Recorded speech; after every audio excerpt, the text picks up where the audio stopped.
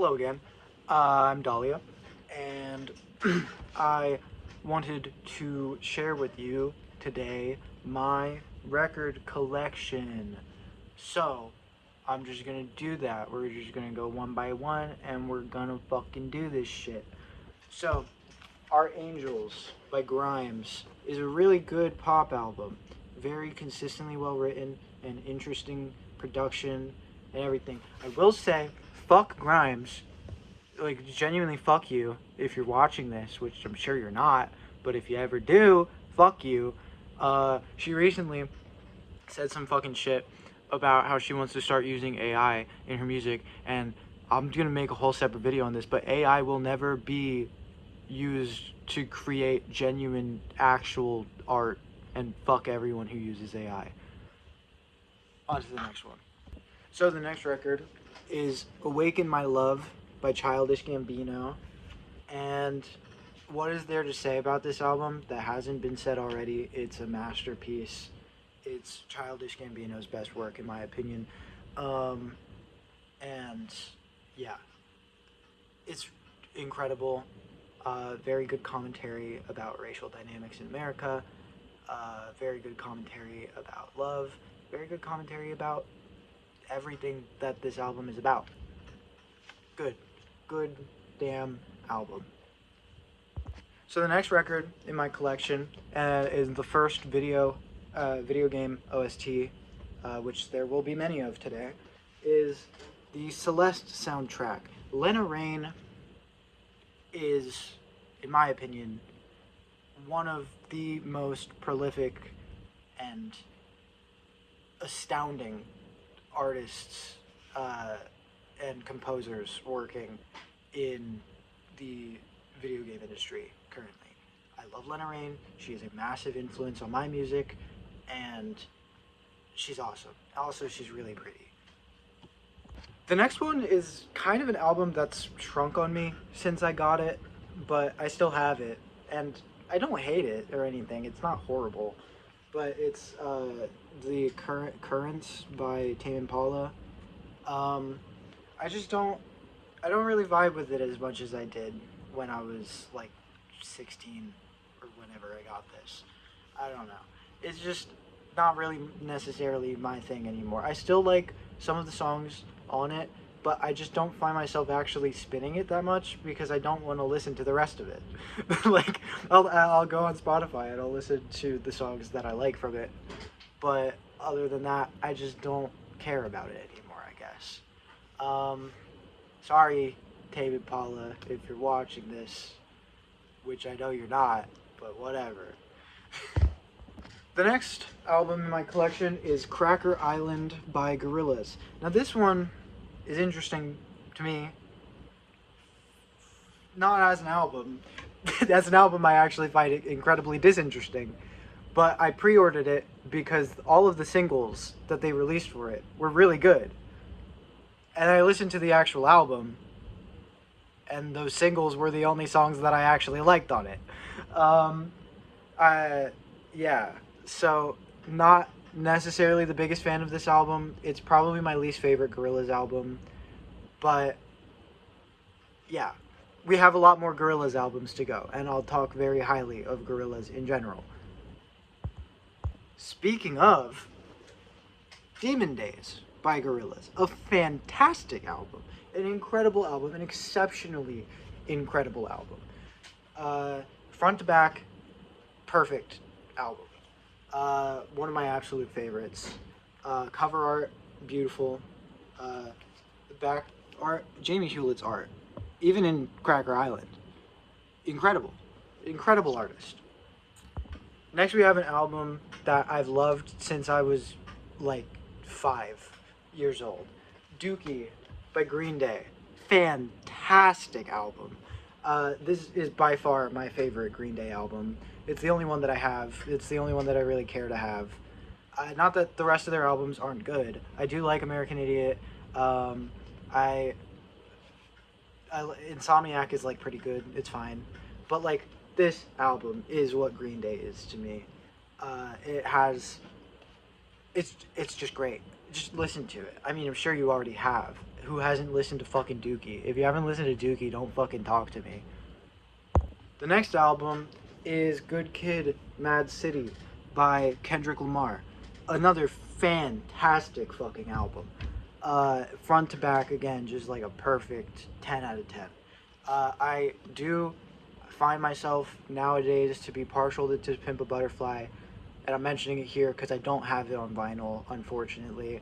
If I lived in an ideal world, I would have all of Kendrick's albums on vinyl. I really like Kendrick Lamar. But yeah, Good Kid, Mad City, fantastic album.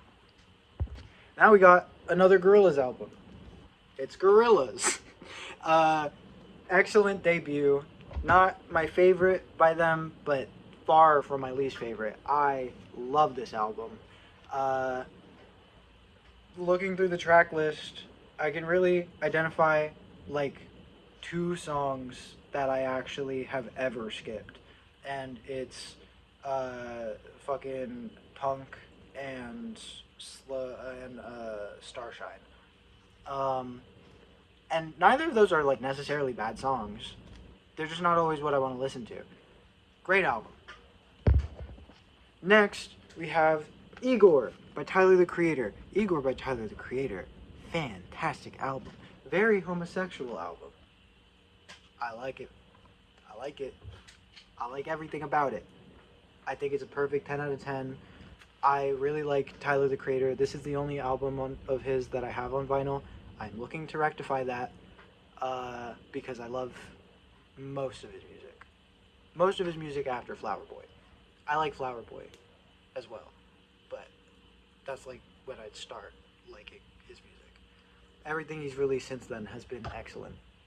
Next we have a bit of a weird one, but one that I love dearly. It's I Love You, Jennifer B. by Jockstrap. And I think that this is an incredible album.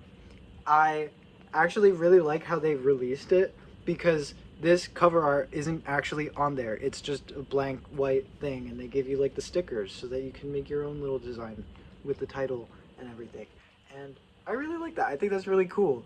But yeah, this is another album where like I think like front to back consistently is just absolutely fucking iconic.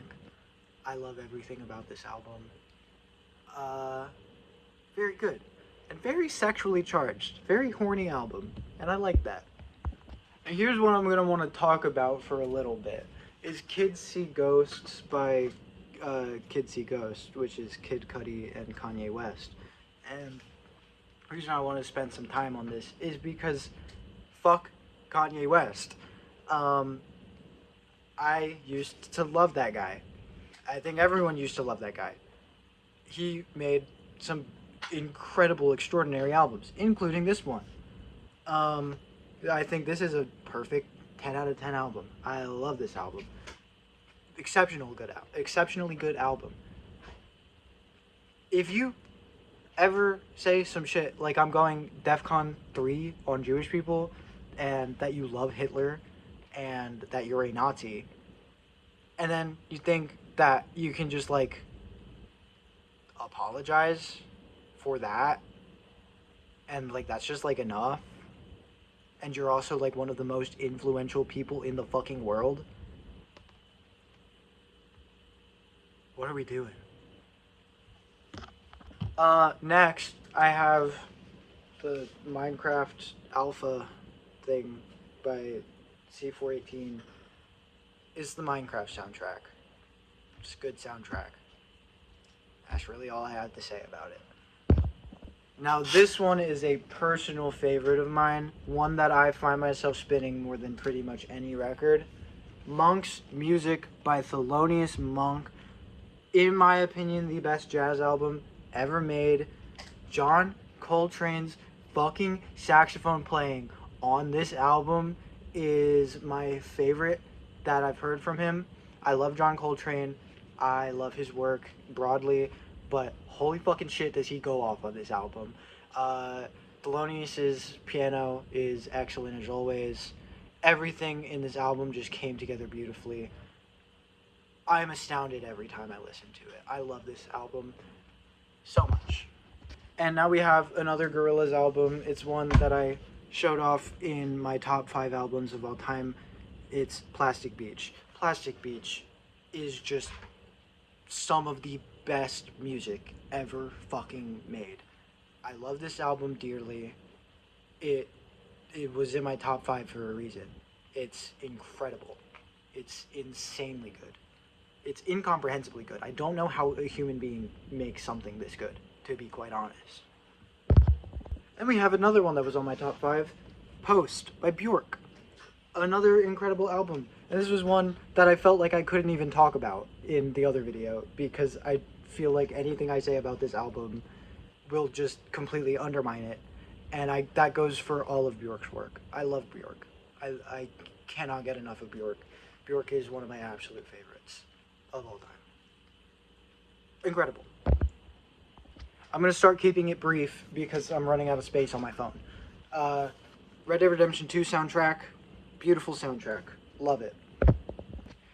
Random Access Memories by Daft Punk. Not my favorite Daft Punk, but it's also the only one that I have on vinyl. And I do love it. I love it dearly. It's an incredible album. And I want another one. Now another video game OST. Signals from the Outer Wilds. My absolute favorite video game OST. It is genuinely incredible. Just as good as the game itself.